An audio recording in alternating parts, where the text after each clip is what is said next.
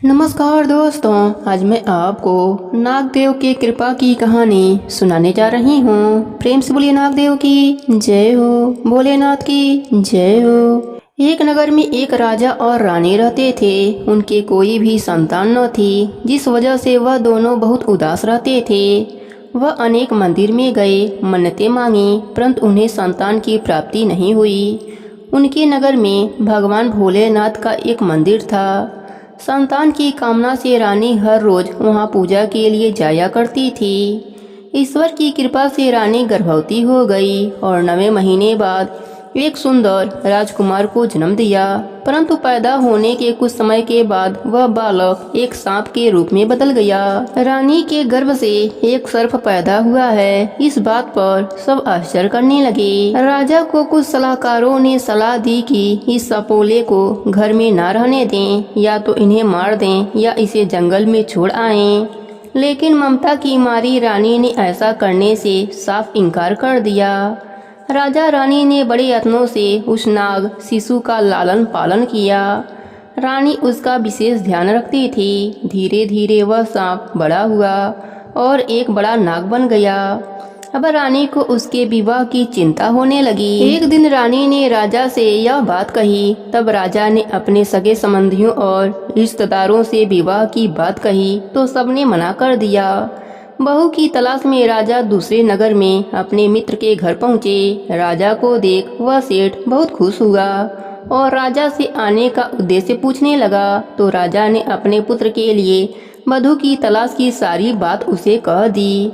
तो सेठ बोला, मित्र, तुम अपनी बोझ को अब खत्म ही समझो। मैं अपने कन्या का विवाह खोज ही रहा था, कब से उसके लिए योग्य वर की तलाश कर रहा था। तुमने जिक्र किया तो मैं सोचता हूँ कि अपने कन्या का विवाह तुम्हारे पुत्र से करा दूं। राजा बोला, जल्दबाजी मत करो, पहले मेरे पुत्र को तो देख लो। सेठ बोला, इसमें देखना क्या, तुम पर मुझे पूर्ण विश्वास है। तुम मेरी कन्या को अपने साथ ले जाओ और अपने नगर में ही उसके फेरे करवा लेना।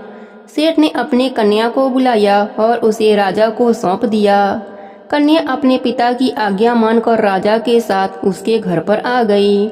राजा रानी ने कन्या से कहा, बेटी, जानती हो हमारा बेटा कौन है? वह एक सर्प है। कन्या बोली, तो क्या हुआ? मेरे पिता ने मुझे यह आदेश देकर भेजा है कि मैं आपके हर आदेश का पालन करूं। राजा ने धूमधाम से अपने बेटे सर्प का विवाह उस कन्या से करवा दिया। विवाह के बाद वह कन्या अपने पति की हर आवश्यकता का ख्याल रखने लगी।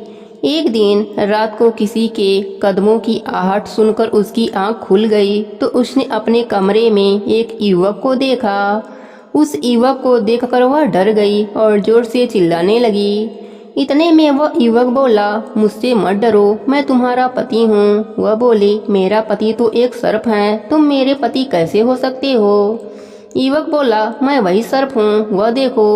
कच्छ में एक कोने में सर्प का मृत शरीर पड़ा हुआ था। युवक फिर बोला, पिछले जन्म में मैं एक गंधर्व था और तुम एक किन्नर थी। हम एक दूसरे से प्रेम करते थे। एक बार हम एक वन में नृत्य और गायन करने लगे। वहीं एक ऋषि तपस्या कर रहे थे। हमारे गायन से उनकी समाधि टूट गई और उन्होंने हमें श्राप दे दिया, जिस वजह से मुझे सर्प की योनि मिली।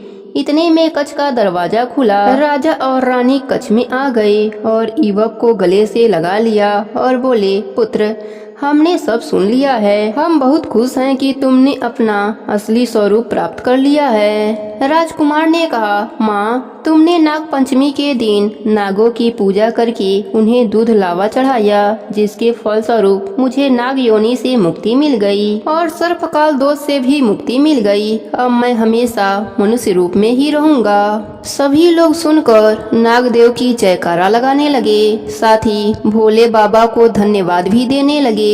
प्रेम से बोलिए नागदेव की जय हो, भोलेनाथ की जय हो। सच्ची कहानी एक ऐसे शिव भक्त की जिसने अपने भक्ति से नंदी जी को भी अपने स्थान से हटने पर विवश कर दिया। नंदनार एक ऐसे शिव भक्त हुए जो बचपन से शिव जी से जुड़ी कहानियां अपने माता पिता से सुनते आए थे। उन्हें बचपन से ही लगता था भगवान शिव जी उन्हें बुला रहे हैं। परंतु बधुआ मजदूर होने के वजह से उन्हें भगवान शिव जी की मूर्ति तक छूने की इजाज़त न थी, क्योंकि समाज में उस समय में एक बधुआ मजदूर को भगवान की मूर्ति छूने का अधिकार नहीं रहता था। इसके बावजूद नंदनार के मन में भगवान शिव जी के लिए प्रेम और जिज्ञासा कभी खत्म नहीं हुई। नंदनार जहाँ रहते थे वहाँ से 25 किलोमीटर दूर ही भगवान शिव जी की एक मंदिर थी। नंदनार भगवान शिव जी के दर्शन के लिए मंदिर जाना चाहते थे, परंतु बधुआ मजदूर होने के वजह से उनका अपने जीवन पर भी अधिकार न रहता था। कहीं भी जाने के लिए उन्हें जमींदार से इजाज़त लेनी पड़ती थी। नंदनार जमींदार से भी भगवान शिव जी के दर्शन के लिए मंदिर जाने का इजाज़त मांगते थे, तो जमींदार बार बार उन्हें मना कर देता था। बावजूद इसके नंदनार के मन में भगवान शिव जी के भक्ति के प्रति प्रेम बढ़ता ही गया। एक दिन नंदनार जमींदार से बोले, मैं तुम्हारा सारा काम आज खत्म कर दूंगा, मुझे एक दिन के लिए कल मंदिर जाने दो। इस पर जमींदार बोलता है, तो ठीक है, मेरे 40 एकड़ की जमीन आज रात तक जुताई कर दो, कल तुम मंदिर चले जाना।